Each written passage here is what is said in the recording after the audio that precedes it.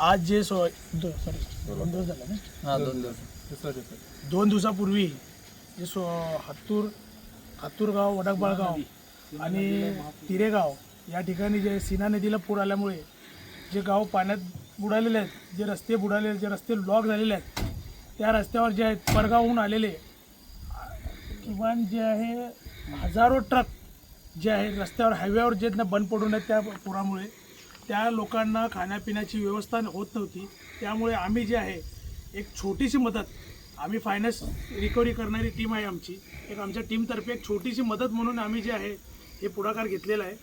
तरी मी सोलापुरात राहणाऱ्या आमच्या प्रत्येक नागरिकांना मी एक नागरिक म्हणून जे एक आवाहन करू इच्छितो की आपण या कामामध्ये जे आहेत ना हातभार लावा. जे लोक बाहेर गावून आलेले आहेत त्यांना सध्याला जे 2-2, 3-3 दिवस झाले लोक जे तिथं उपाशी आहेत, त्यांना खाण्यापिण्याची व्यवस्था नाही आहे. तर एक आपण बी जे आहेत ना एक असं एक पुढाकार घेऊन जे आहेत ना हे काम करावं